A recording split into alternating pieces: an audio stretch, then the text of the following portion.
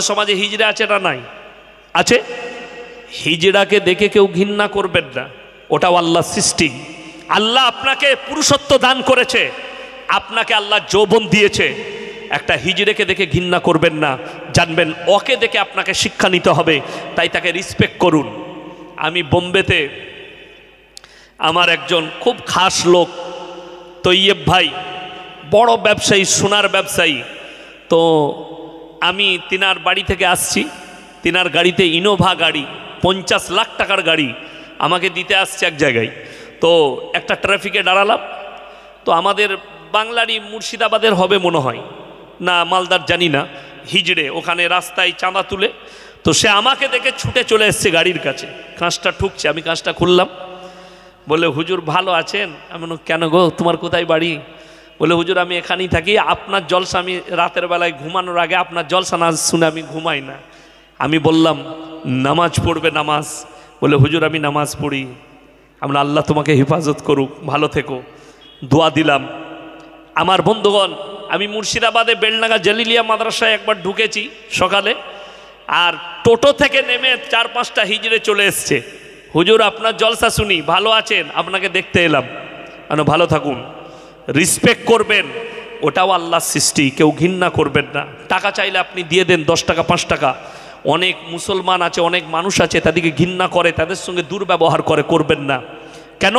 ওটাও আল্লাহর একটা সৃষ্টি, আল্লাহ তাদেরকে সৃষ্টি করেছেন ওইভাবেই আপনাকে শিক্ষা দেবার জন্যে। সমাজে অন্ধ থাকে, যাদেরকে চোখ দিয়েছি, অন্ধকে দেখে অনুভব করো আল্লাহ আমাকে অন্ধ করেনি। যার পা নেই তাকে দেখে ঘৃণা করবেন না, আল্লাহ তাকে পা দেয়নি, আমাকে পা দিয়েছে, অনুভব করো। যার হাত নেই তাকে দেখে অনুভব করো আল্লাহ আমাকে হাত দেয়নি, আমাকে হাত দিয়েছে, ওকে হাত দেয়নি। ওই জন্যে কেউ কি আল্লাহর কোনো সৃষ্টিতে অসন্তুষ্টি প্রকাশ করবেন না। তার মারাত্মক দলিল দিচ্ছি। আরে পৃথিবীর কে কিরকম ফুটানি করবে আপনারা জানেন। গতবারের বিশ্বকাপ, ফুটবল বিশ্বকাপ কাতারে অনুষ্ঠিত হয়েছিল। যে ছেলেটার কোরআনের তেলাওয়াতের দ্বারা অনুষ্ঠিত হয়েছে, সেই ছেলেটার অর্ধেকটা নেই। এর পেছনে রহস্য আছে। সে যখন তার মায়ের গর্ভে ছিল, তার বাপ চেক আপ করাতে নিয়ে গেছে বড় ডাক্তারের কাছে, বড় ধনকুপ কোটিপতি লোক, নিয়ে গেছে স্ত্রীকে। তাদের ঈমান আমাদের থেকে কতটা মজবুত বলে দিই। সে নিয়ে গেছে, ডাক্তারে বলেছে তোমার স্ত্রীর গর্ভে যে বাচ্চাটা আছে, বাচ্চা বেঁচে আছে, বাচ্চা সুস্থ, কিন্তু তার অর্ধেকটা নিচের দিকটা নেই, এটাকে নষ্ট করে দাও। সেই মা আর বাবা বলল শোনো, আমরা আল্লাহর ওপরে এতটা বিশ্বাস আর ইয়াকিন রাখি, আমার পেটের সন্তান যে আল্লাহ যেটাই দিয়েছে ওর থেকে দামি নিয়ামত আমার কাছে আর কিছু হতে পারে না। জোরে বলুন সুবহানাল্লাহ। সেই বাচ্চা যখন পয়দা নিল, অর্ধেকটা নেই। সেই বাচ্চাকে মানুষ করেছে। সে ছিল বিশ্বকাপের ব্র্যান্ড অ্যাম্বাসেডর। সে যখন হজ করতে গেল, উমরা করতে, সে জেড ক্যাটাগরির বডিগার্ড দিয়ে আরবের বাদশা তাকে হজ করিয়েছে, উমরা করিয়েছে। কেন? সে ব্র্যান্ড অ্যাম্বাসেডর। তার কোরআনের তেলাওয়াত দিয়ে ফুটবল বিশ্বকাপের সূচনা হয়েছে। জোরে একবার বলুন সুবহানাল্লাহ। তাহলে জেনে রেখে দিবেন, ইজ্জত আল্লাহ দেয়, হাত পা না থাক আর না থাক, ইজ্জত আল্লাহ দিবেন। ইমানদারির সঙ্গে বলুন, একজন ইমামের বেতন আমাদের সমাজে সব থেকে কম না বেশি? সব থেকে কম। কিন্তু আল্লাহর কসম করে বলছি, সব থেকে ইজ্জত ইমামকে আল্লাহ বেশি দিয়েছে, ঠিক কিনা? গ্রামের কোটিপতি লোক মারা গেলে, চাপড়ার যদি কোনো কোটিপতি মারা যায়, তার জানাজার নামাজটা এমএলএ পড়াবে না এমপি না ইমাম? ইমাম। এমপি হোক এমএলএ হোক, পেছনে দাঁড়াও, সামনের জায়গাটা ইমামের। তুমি মূল্য না দিতে পারো, যদি বলেন হুজুর এই মূল্য কোথা থেকে এলো? আল্লাহ নবী জানাবে মুহাম্মাদুর রাসূলুল্লাহ, সকলে বলুন সাল্লাল্লাহু আলাইহি সাল্লাম। আল্লাহ রসুলের হাদিস, যারা আল্লাহর রাস্তায় দিনের পথে থাকবে, আল্লাহ মৃত্যুকাল পর্যন্ত তাদেরকে ইজ্জতের রুজি দান করবেন। জোরে বলুন সুবহানাল্লাহ। ইজ্জতের রুজি। আমি গত বছরে 1 জানুয়ারি আমার ত্রিপুরায় জলসা ছিল। তো আমি ত্রিপুরা যাব, এয়ারপোর্টে আছি, গেছি। আমি নিয়ত করেছি আমি গিয়ে খানা খাবো আগরতলায়। এয়ারপোর্টে নেমে তারা ঠিক করেছে একটা বাড়িতে খানা খাবো। তো নিয়ত, আমি এয়ারপোর্টে সকালে ঢুকে গেছি, বসে আছি। 12:20 আমার ফ্লাইট। 9:30 দিকে একজন অফিসার, আমাদের বর্ধমানে ওদিকেই বাড়ি, তিনি আমাকে কাঁচের ভেতর থেকে দেখতে পেয়েছেন, ছুটে চলে এলেন। আপনি ইয়াসিন সাহেব না? জি। বলে আমি আপনার বহুত বড় ফ্যান, প্রচুর জলসা শুনি। আমাকে বুকে জড়ালেন, বললেন হুজুর কিছু খান। আমি বললাম না, আমি আগরতলায় গিয়ে খানা খাবো। সে আমার হাতটা টেনে নিয়ে তার কাউন্টারে নিয়ে গেল। নিয়ে যাওয়ার পরে একটা ভেজ থাল কিনে নিয়ে এসে আমাকে খাওয়ালো। হুজুর এটা খেলে আমি খুশি হব। রুজি আল্লাহ তার কাছে মেপেছে, আর আল্লাহ শুকর আদায় করলাম, আল্লাহ ইজ্জত দেনেওয়ালা তুমি। দিনের রাস্তায় যারা থাকবে আল্লাহ তাদেরকে ইজ্জত দেবে মৃত্যুকাল পর্যন্ত। যারা আমার ভাই আছেন হাত তুলে বলুন আমরা 5 ওয়াক্তের নামাজি হব ইনশাআল্লাহ। কেন? আল্লাহ রসুল সাল্লাল্লাহু আলাইহি সাল্লামের হাদিস, যারা 5 ওয়াক্তের নামাজি হবে আল্লাহ মৃত্যুকাল পর্যন্ত তাদের রুজিতে কোনোদিন আল্লাহ কমি দিবেন না। জোরে বলুন সুবহানাল্লাহ। আপনি নামাজি হন, রুজি পাবেন। ইজ্জতের রুজি আলাদা আর এমনি রুজি আলাদা। আপনাকে বলে দিই, একটা মৌলী সাহেবকে মানুষ রিসপেক্ট করে কিসের জন্য? খালি ইমানের কারণে, দিনের মহাব্বতে। আর একটা নেতাকে রিসপেক্ট করে কিসের কারণে? ও নেতা, আর পেছনে বলে ও শালা কম বেদো, বলে না বলে না। কিন্তু একটা ইমামকে কেউ গালি দেয় না, একটা মৌলবীকে গালি দেয় না। কেন? আমরা সমাজের সকলের জন্যে, আমরা সকলে আমাদের। আমার বন্ধুগণ, আমার ভাই, সব থেকে বেশি শিরকে জড়িত আমার মায়েরা। আমি 3 বছর আগে মুর্শিদাবাদে এক জায়গায় জলসা করতে গেছি, রেজিনগর। সেই জলসায় মিনিমাম 10,000 শ্রোতা, ছেলে মেয়ে। আমার কাছে প্রশ্ন এলো মহিলাদের মহল থেকে, হুজুর কিছু কিছু মেয়ে ফতোয়া দিচ্ছে আমাবস্যার রাতে কি বিয়ে করা যাবে? আমি বললাম মোটেই করবি না, কালো ছেলে হবে। কি বলবো, আমাদের মৌলবীদের কাছে ওরকম হাদিস নাই, ওদের কাছেই আছে। পেয়েছে কোথায়? এটা খালার হাদিস আর ফুপুর হাদিস। এরাই তো সমাজটা শেষ করলো। আমাদিকে আপনারা দুটো কাজে রেখেছেন, হলে আর মোলে। হয়েছে কানে আজান দিয়ে দাও হুজুর, মরেছে জানাজাটা পড়ি দাও, বাকি বলে বাকি সব আমার খালারা বুঝে নিবে, তাই না? ওই জন্যই তো সমাজ ধ্বংস হয়েছে। খালার ওপরে নির্ভর হয়েছেন, দাদির ওপরে নির্ভর হয়েছেন। আর একটা প্রশ্ন লেখা ছিল যে ছেলে মেয়েদের বিয়ে হয়, বিয়েতে দেখাশোনা হলে সেখানে জেলেবি দিতে নাই। জেলেবি কেন? সেই জেলেবিতে প্যাঁচ আছে, বিয়েতে প্যাঁচ লেগে যাবে, বিয়ে ভেঙে যাবে। ফতোয়াকার দাদির আর ফুপুর, এরা এত বড় বড় মুফতি। আমি বললাম এইটা যদি সত্য হয় তাহলে যে বেচারা জেলেবি ছাকছে, যে প্যাঁচ মারছে, তার তো বেটা বিটির জীবনে আর বিয়ে হবে না। সেই তো মারছে প্যাঁচটা, কথাটা বুঝতে পারেননি? তাইলে এইটা হচ্ছে শিরকি ভাষা। বিয়ে লাগানোর মালিককে, ভাঙার মালিককে আল্লাহ। তার একটা দলিল দিই, বিয়ে করতে গেছে আমার বর্ধমান জেলায়, জায়গার নাম বলবো না, রেকর্ডিং হচ্ছে, তারা শুনলে খারাপ পাবে যে আমাদের গ্রামের নাম বলেছে। বর্ধমান জেলা একটা গ্রাম, বিয়ে করতে গেছে মুসলিমদের ছেলে, বরযাত্রী গেছে, খাওয়া দাওয়া চলছে। এখন দেখবেন আমাদের বরযাত্রী যায়, আর যারা বিয়ে করতে যায় তারাও একটু শয়তানি করে, বরের পক্ষর লোক, যে গ্রামে কে কে খেতে পারে নিয়ে চ, তাদেরকে ধ্বংস করব। ঠিক বলিনি? এই লোকটা 150টা রসগোল্লা খায়, এই লোকটা 5 কিলো মাংস খায়, বলে ওকে দাওয়াত দিতে নিচ, দেখবো শালারা কি করে খাওয়াতে পারে। ওইরকম 5টা লোক নিয়ে গেলেই তো বিয়ে ঘর ধ্বংস। তো এইরকম একটা লোক এইছে, তাকে বেচারাকে 4 পিস মাংস দিয়েছে, মাংস এখন তার পুষাই নাই। বলে ভাই আরও মাংস দে আমাকে, আমি এখন 1.5 কিলো খাবো। সে বলে দুবো না, কি করবি? দিয়েছে চামচ চালিয়ে, উ দিয়েছে মারামারি, মারামারিতে বিয়ে ভেঙে গেল, বিয়ে আর হলো না। তাহলে এরপর কাকে দোষ দিবেন? তকদির এটা। আল্লাহ ওই পর্যন্তই অনুষ্ঠান রেখেছিল, তারপরে দুজনার বিচ্ছেদ রেখেছিল বলে হয়নি। তকদিরে নাই, ওইখান পর্যন্তই তকদিরটা ছিল, তারপরে তকদির আল্লাহ ভেঙে দিয়েছেন। আমার বন্ধুগণ, সব কিছু বিশ্বাস কার উপরে রাখবেন? আল্লাহর উপরে। আমার মায়েদের বড় কুসংস্কার, এই শিরকের কারণে অনেক মায়েরা জাহান্নামে যাবে। আমার একটা ছাত্র বললে হুজুর আমার বিয়ে পড়াতে হবে, মানে যাব, কিন্তু মসজিদের ভেতরে বিয়ে পড়াবো। আমি যেখানে যাই বিয়ে পড়ানো আমাকে জেলাই, আমি বলি মসজিদের ভেতরে নিকাহ হলে আমাকে ডাকবেন না, ডাকো না। আমি মসজিদের ভেতরে বিয়ে পড়িয়ে দেবো, তারপরে যা পারবি করগা, আমি পালিয়ে যাব, ওইটুকু আমার কাজ। বলে হুজুর ঠিক আছে। তো আমি গাড়িতে যাচ্ছি, আমাদের ওখানে একটা বাজারে গাড়িটা দাঁড়ালো, আমি বললাম দাঁড় করা, দুটো ডাব কিনলো, তার গাড়িতে জায়গা নাই, আমাকে আমার গাড়িতে মুখগুলো কাটার দুটো ডাব দিল। মানে ডাবগুলো কি হবে? ওই যে হুজুর মেয়ের মা না খাইনি, সকাল থেকে উপোস আছে, ওই বিয়ে পড়ানোর পরে পানি দুটো খাবে, আমার গাড়িতে দে। আমি আর একটা বাজারে গিয়ে আমার ড্রাইভারকে বললাম ছুরি কেনতো, বলে পাওয়া যাচ্ছে না। আমার পেছন থেকে স্কুল ড্রাইভার নাট খুলে ওটা বার কর, ফুটো করলাম, দুটো মালি খেয়ে নিলাম, আমার গাড়িতে রাখা থাক। তারপরে বিয়ে পড়ানোর পরে সে গেছে, মেয়ের মা খাবে, সে গিয়ে যখন বার করছে বলছে, ড্রাইভারকে জিজ্ঞেস করেছে ক্যা খেলে, বলে হুজুর খেয়ে লিয়েছে তো। সে আমাকে এসে হাসতে হাসতে বলছে হুজুর খেয়েছেন? আমি বললাম হারাম করো, ওটা তোর শাশুড়ি খেলে তোর শাশুড়ি জাহান্নামে যেত, ওটা শিরক, ওই ইসলামিক কালচার যে মেয়ের মা বিয়ে পড়ানো না হলে কিছু খেতে পাবে না, সকাল থেকে খুশি করে খাবে, তার মেয়ের বিদায় হবে এই ধরনের। হ্যাঁ, যদি দাদি থাকে কিংবা নানি থাকে হাজতের রোজা রাখতে পারে, তাও বিয়ের দিনে নয়, বিয়ের আগের দিনে রোজা রাখবে, যে আমি রোজা রেখেছি আমার লাতনির বিয়ে যেন সুখ শান্তি হয়, ভালোভাবে চলে। তবে আমাদের দেশে বর্তমানে যে বিয়ে শাদী হচ্ছে 100টা কাজের মধ্যে 80টা 90টা হারাম কাজ হচ্ছে। এখন বর্তমানে আপনাদের চাপড়া থানায় নেই, আমাদের বর্তমানে অনেক জায়গায় হিজড়ে নাচাচ্ছে, ড্যান্স করছে, গান চলছে, আপনাদের এখানে হয় না?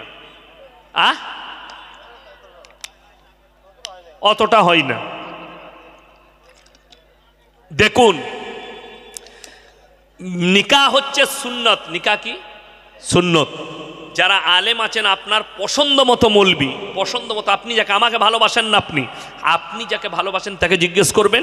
ইয়াসিন ভাই বলে গেছে, নবীজি সাল্লাল্লাহু আলাইহি সাল্লামের যুগে, সাহাবীদের যুগে, তাবিনদের যুগে, তাবিনদের যুগে মসজিদের ভেতরে নিকাহ হতো, যার কারণে কোনো রকমের কোনো পাপ কাজ ছিল না।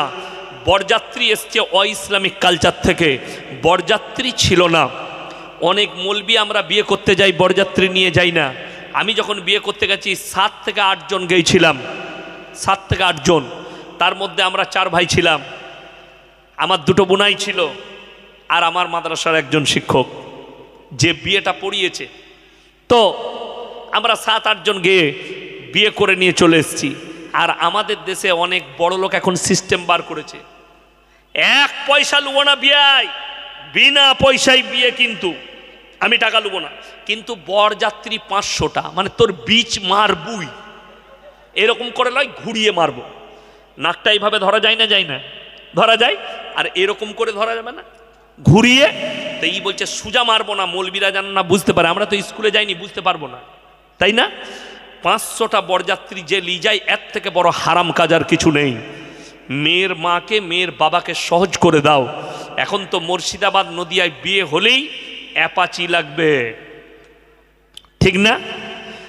যারা বেটার বিয়েতে পড়লেন তারা হারাম কাজ করছেন, হারাম।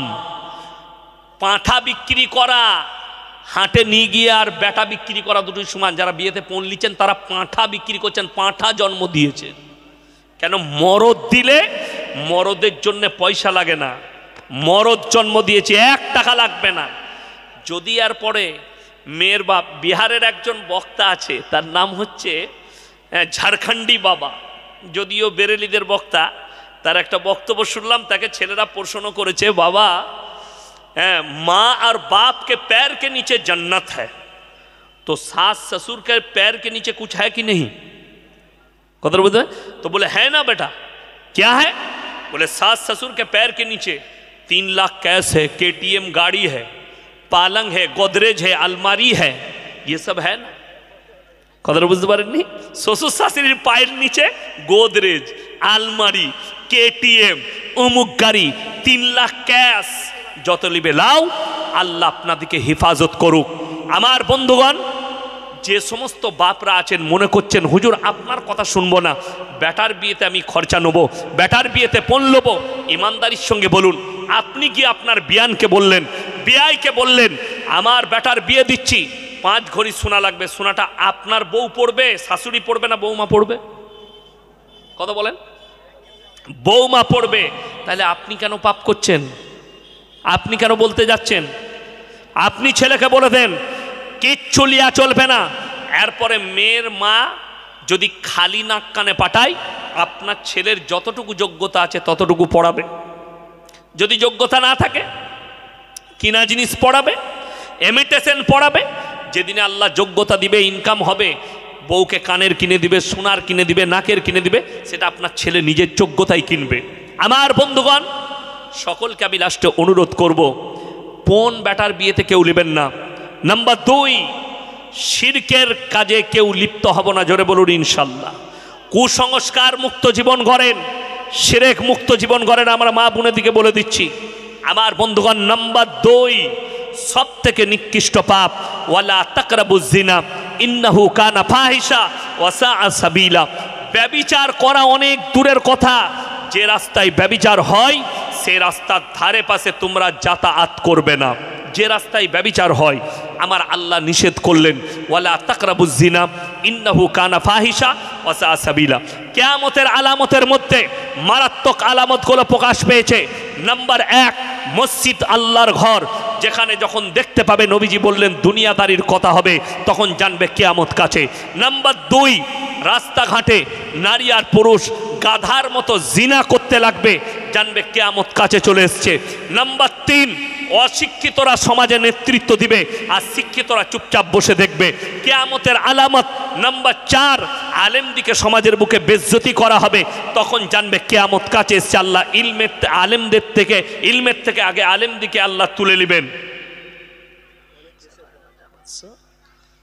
ক্ষমতা পেয়েও ক্ষমতার অপব্যবহার করছে। আচ্ছা ঠিক আছে, বলে দিচ্ছি। আমার বন্ধুগণ, আমার ভাই, মাথায় রাখবেন, অনুরোধ করে বলছি আপনাদিকে, ইসলামে একটা বড় চ্যাপ্টার আছে নারীদের জন্য, সেটার নাম হচ্ছে পর্দা। ঠিক কি না? সেটার নাম পর্দা। এটা নদিয়া ডিস্ট্রিক্ট চাপড়া থানা, বিশ্বাস করুন। পশ্চিম বাংলা নয়, ওটা বিহার। ধানবাদের নাম শুনেছেন? বড় টাউন। ধানবাদটা বিহারের একটা জেলা। ওই ধানবাদের পাশে থানাটার নাম হচ্ছে চন্দনকিয়ারি। আমি জলসা করতে গিয়েছিলাম একটা গ্রাম, সেই গ্রামটার নাম হচ্ছে নডিহা। সেখানে আমার অনেক বন্ধু আছে। একজন বন্ধু আছেন মুফতি মনজার আলম কাসমি, খুব কাছের মানুষ, অন্তরের মানুষ। তিনি আমাকে নিয়ে গিয়েছিলেন দাওয়াত দিয়ে। বেলা 4টায় ঢুকেছি গ্রামে, রাত 2টো পর্যন্ত ছিলাম। বিশ্বাস করুন, রাস্তাঘাট মজমা, কোনো জায়গায় একটা 10 বছরের মেয়েকেও, বাচ্চা মেয়েকেও দেখতে পাইনি আমি। রাস্তাতে পর্যন্ত 1,500 আলেম হাফেজ আছে ওখানে, এত বড় বড় মুহাদ্দিস আর মুফাসসির আছে সেখানে। সেই গ্রামের তারবিয়ত দেখলাম, আমি বুঝতে পারলাম পরিবেশটা কেন এরকম। তখন দেখলাম সেই গ্রামের যিনারা নেতৃত্ব দিচ্ছেন তিনারা হচ্ছেন উলামায়ে দ্বীন, আলেমরা। ওই জন্যে তারা নিয়ম করেছে, জলসা হোক কিংবা অন্যান্য দিন হোক, একটা বাচ্চা মেয়েও রাস্তায় বেরোতে পাবে না বিনা কারণে। বড় কষ্ট লাগে। আমাদের দেশে জলসা হলে মেলা দেয়, কেন? আমাদের বেটা বিটিরা মেলায় গিয়ে জিনা করবে।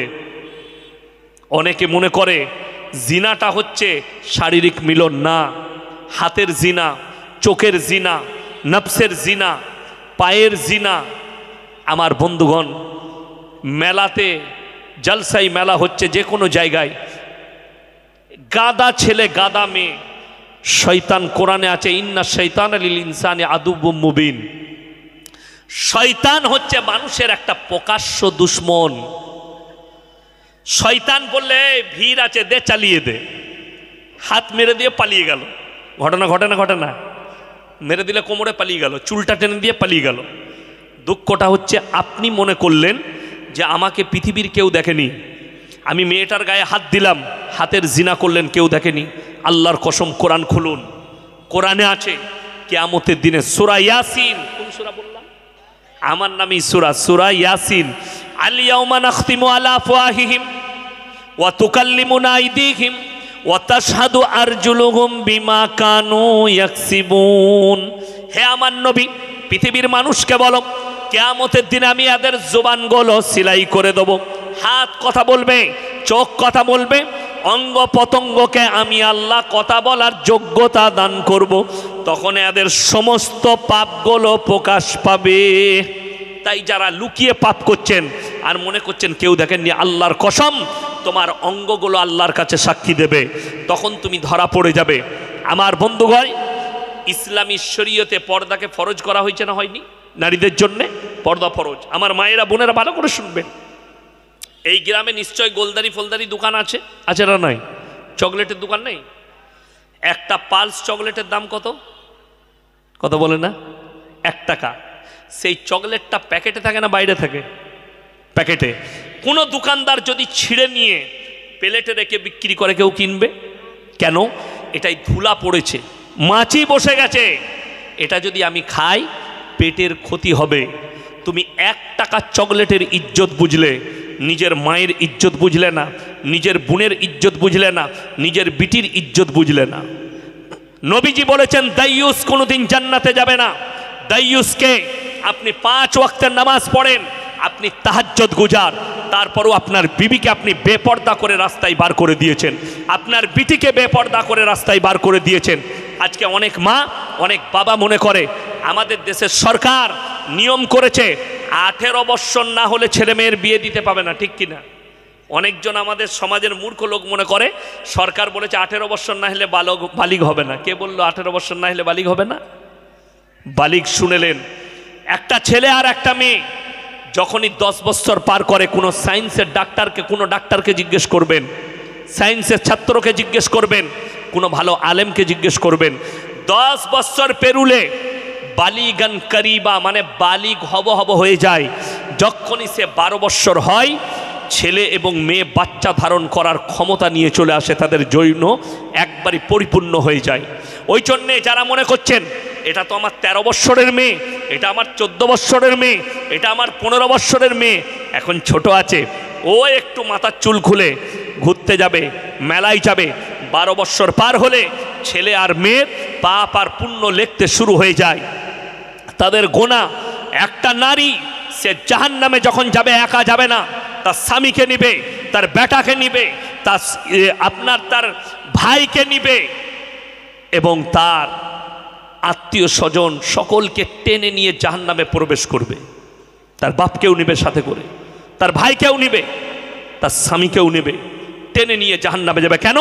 আল্লাহ, এটা আমার ভাই জীবনে আমাকে পর্দার দাওয়াত দেয়নি, এটা আমার স্বামী জীবনে আমাকে বলেনি যে বাইরে বেরুলে নিজেকে ঢেকে নাও, ওয়াদরিব খুমুরিহিন্না আলা জুনুবিহিন, এটা আমার আল্লাহর আদেশ। হে নারীরা, তোমরা পর্দা নির্ধারিত করো, নিজেকে ঢেকে নাও, তোমরা কোনোদিন ধর্ষিত হবে না, লাঞ্ছিত হবে না। রাসূল সাল্লাল্লাহু আলাইহি সাল্লামের হাদিস, আখরি জামানায় নারীরা পোশাক তো পরবে কিন্তু তারপরও ন্যাংটো থাকবে, এটা রাসূল সাল্লাল্লাহু আলাইহি সাল্লামের হাদিস। যারা নামাজ পড়েন তাদেরকে বলে দিই, মুসান্নাফ ইবনে আবু শাইবার 40 নম্বর হাদিস, নবীজি বললেন, হে আমার সাহাবীরা শোনো, কিয়ামতের পূর্বে মসজিদগুলো মুসল্লিতে ভরে যাবে। সাহাবীরা বলেন, ইয়া রাসূলুল্লাহ, কিয়ামতের পূর্বে মুসল্লিগুলো ভরে যাবে, মসজিদগুলো মুসল্লিতে ভরে যাবে, তারা কেমন ধরনের মুসল্লি হবে? নবীজি বললেন, তারা বড় বড় অট্টালিকা বাড়ি বানাবে, বেশিরভাগ সুদখোর হবে আর হারামখোর হবে, তাদের মধ্যে ইমানদার খুঁজে পাওয়া দুর্দায়ী হয়ে যাবে। আজকে দেখলেন সুদ খেয়ে বড় লোক, সুদ খেয়ে পয়সা করেছে, একবার উমরা করে চলে আসছে, বলছে ওকে মসজিদের সেক্রেটারি কর, ওকে মসজিদের জিম্মেদারি কর, ওকে মসজিদের মেম্বার করে দে, ওকে মাদ্রাসার সেক্রেটারি করে দে। আজকে দুঃখ লাগে, আমরা যখন মাদ্রাসা মসজিদের সেক্রেটারি চুজ করছি, আমরা লক্ষ্য করি না লোকটার ব্যাকগ্রাউন্ড কি আছে, লোকটা বর্তমানে কি করছে, লোকটা মুমিন কিনা, লোকটা হক পথে চলে কিনা, লোকটা ইমাম না থাকলে নামাজ পড়াবার যোগ্যতা আছে কিনা, লক্ষ্য করি না। ওই জন্যই তো আজকে সমাজে একজন মাতাল মদ খেয়ে জীবন কাটায়, গায়ে চড়ে আর টাকার চড়ে মসজিদের সেক্রেটারি আর গ্রামের সেক্রেটারি হয়ে বসে আছে। এই যে প্রশ্ন আমার কাছে এসছে, প্রশ্নতে লেখা আছে আমাদের দেশের অনেক দেশের রাজা বাদশাহ ক্ষমতা পেয়েও ক্ষমতার অপব্যবহার করছে, ইসলামে একে কি বলে? শুনে রেখে দেন, কিয়ামতের ডেঞ্জার হিসেব হবে যারা তার প্রজাদের ওপরে, গরিবের ওপরে, মজলুমের ওপরে যারা জুলুম করেছে। ওই জন্য আপনি যদি গ্রামের নেতা হন, গরিবের ওপরে অন্যায় করবেন না। সব থেকে বড় বদদুয়া কি জানেন? মানুষের মুখের নয়। আপনি কোনো মানুষের ওপরে অত্যাচার করলেন, সেই মানুষটা আপনার অত্যাচারে যদি চুপ হয়ে যায় আর কোনো কথা না বলে, নিজেকে ছোট করে নেয়, তার থেকে বড় বদদুয়া পৃথিবীতে আর কিছু নেই। হযরতে উমরে ফারুক রাদিয়াল্লাহু তাআলা আনহু দিল্লির পার্লামেন্টে দাঁড়িয়ে অরবিন্দ কেজরিওয়াল প্রাক্তন মুখ্যমন্ত্রী দিল্লির, তিনি বলেছিলেন ভারতের যতগুলো নেতা মন্ত্রী আছে, পৃথিবীর যতগুলো রাজা বাদশা আছে, বর্তমান যুগে এরা যদি হযরতে উমরের মতো জীবনযাপন করে, পৃথিবীতে আর একটা গরিব আর গরিব থাকবে না, একটা অসহায় আর অসহায় থাকবে না, একটা ক্ষুদ্দার আর ক্ষুদ্দার থাকবে না। সবাই যারা ভুকা তারা খাবার পাবে, যারা বস্ত্রহীন তারা বস্ত্র পাবে। কেন? হযরতে উমরে ফারুক রাদিয়াল্লাহু তাআলা আনহু যেদিনে তিনি নেতৃত্ব পেলেন, আরবের গভর্নর হলেন, সেই দিনে তিনি সকালবেলায় উঠে নিজের ব্যবসার মালগুলো নিয়ে বেরিয়ে যাচ্ছেন। সাহাবীরা রুখে দিলেন, হে আমিরুল মুমিনিন, আপনি যদি ব্যবসায় চলে যান আমাদেরকে দিন শিক্ষা কে দেবে? তিনি বললেন, ভাই আমার তো সংসার আছে, সংসার চালাতে হবে। সাহাবীরা বললেন, শুনেন, আমরা বাইতুল মাল থেকে আপনাকে বেতন দেবো সংসার চালাবার, আপনারা ইমামকে বেতন দেন না? এই বেতনের যে ইজমা, বেতনের যে সিস্টেম হযরতে উমরে ফারুক রাদিয়াল্লাহু তাআলা আনহুর জামানা থেকে শুরু হয়েছে সংসার চালাবার। শুনেলেন হযরতে উমর কেমন রাজা ছিলেন, কেমন নেতৃত্ব ছিলেন, কেমন নেতা ছিলেন, একটু শুনেলেন। যারা নেতা আছেন তারা কান খুলে শুনবেন। তিনাকে মাসের শেষে বাইতুল মাল থেকে বেতন দেওয়া হলো। তিনার বাড়িতে 1 মাস সংসার চলল। তিনার স্ত্রী বললেন, হে আমার স্বামী উমর, এই দেখো আমাদের পরের মাসে কাজে লাগবে, এই মালটা একটু বেঁচে গেছে। তিনি ধমক দিলেন স্ত্রীকে, এই যে বাড়তি মালটা এসছে এটা আমার নয়, এটা দেশের প্রজাদের মাল, আমার কাছে বাড়তি চলে এসছে, এটা বাইতুল মালে ফেরত দিতে হবে। তিনি নিয়ে গিয়ে ফেরত দিলেন। জোরে বলুন সুবহানাল্লাহ। আর আমাদের দেশের সরকার আমাদিকে গরিব মানুষকে বাড়ি বানাবার জন্য 1.5 লাখ দিচ্ছে, আগে থেকে বলছে 10,000 পাঠিয়ে দিবি, নাহলে টাকা ঢুকবে না। রাগ করবেন না, আমি কিন্তু রাজনৈতিক লোক নই আর রাজনৈতিক বক্তাও নয়, কিন্তু জেনে রেখে দিবেন যারা এইভাবে অন্যায় করে টাকা ইনকাম করছেন, আপনি কিয়ামতের দিনে আল্লাহর কাছে কঠিন পাকড়াও হবেন। এই ইনকাম হারাম। অন্যায়ভাবে গরিবের কাছ থেকে টাকা নিচ্ছেন। অনেকজন বলছে টাকা না দিলে তাকে ঘর দেওয়া হবে না। এটা তোমার বাপের সম্পত্তি নয়, এটা দেশের প্রত্যেকটা নাগরিকের সম্পত্তি। প্রত্যেকটা নাগরিকের হক আছে, গরিবের হক আছে। রাগ করবেন না, আমি কোনো রাজনৈতিক বক্তা নয়, আমি কেউ কি উদ্দেশ্য করে বলিনি। আমার কাছে প্রশ্ন এসছে বলে আমাকে কথাগুলো বলতে হচ্ছে। আপনি এমন নেতা হন, বিচার ব্যবস্থা, নেতার বেটা হলে তার বিচার হয় না, রাজার বেটা হলে তার বিচার হয় না। হযরতে উমরে ফারুক রাদিয়াল্লাহু তাআলা আনহু, তার কাছে অভিযোগ এলো আপনার সন্তান এই ধরনের কাজ করেছে, বলে গাছে বেঁধে দাও। হে আমিরুল মুমিনিন, এটা আপনার সন্তান। তিনি বলেন, শোনো, তুমি আজকে একে যদি গাছে না বাঁধো, একে যদি শাস্তি না দাও, এ রাজার ছেলে মনে করে এর থেকে বড় অন্যায় করবে। তাই যা ইসলামী শরীয়তে শাস্তি আছে একে শাস্তি দাও। আমার বন্ধুগণ, গোটা পৃথিবীতে রমরমা পড়ে গেছে যে পৃথিবীর এমন একজন রাজা, এমন একজন গভর্নর হযরতে উমরে ফারুক রাদিয়াল্লাহু তাআলা আনহু, যার কারণ, যার নাম গোটা পৃথিবীতে ছুটছে, সে এমনভাবে রাজত্ব চালায়। সেই সময়, সেই যুগের মিশরের যিনি বাদশা ছিলেন, তিনি সফর করলেন, হযরতে উমরে ফারুক রাদিয়াল্লাহু তাআলা আনহুর দরবারে এলেন। তিনি আহ্বান করলেন, এসো। কি ব্যাপার? বলে, হে উমর, তোমার প্রচুর নাম শুনেছি, গোটা পৃথিবী জুড়ে তোমার নাম, তুমি কিভাবে দেশ পরিচালনা করছো আমি একটু জানতে এসেছি। হযরতে উমর বললেন, এটা যদি জানতে চাও আমার বাড়িতে একবেলা দাওয়াত খেতে হবে। বলে, আমি দাওয়াত কবুল করলাম। বলে, তাহলে জোহরের পরে আমার বাড়িতে আপনার দাওয়াত। জোহরের নামাজ হলো, বেটা আব্দুল্লাহকে বললে দস্তরখান লাগাও। দস্তরখান লেগে গেছে, দস্তরখানে খাবার এলো। জবের রুটি, কিসের রুটি বললাম? জব, হাতে তাবড়িয়ে জবের তৈরি করা রুটি আর জৈতুনের তেল। কিসের তেল বললাম? জৈতুন। আর কিচ্ছু নেই। মিশরের গভর্নর বললেন, হে উমর, তুমি গোটা আরব দেশের গভর্নর, তোমার দস্তরখানে এমন খাবার কেন? তিনি বললেন, তুমি কি খাও? বললে আমার দাস্তারখানে আখরোট, মুনাক্কা, কাজু, কিশমিশ, দুম্বার মাংস, বিভিন্ন রকমের দামি দামি ফল ফ্রুট। হযরত ওমর বললেন, তোমার প্রজারাও কি ওই রকম খাবার খায়?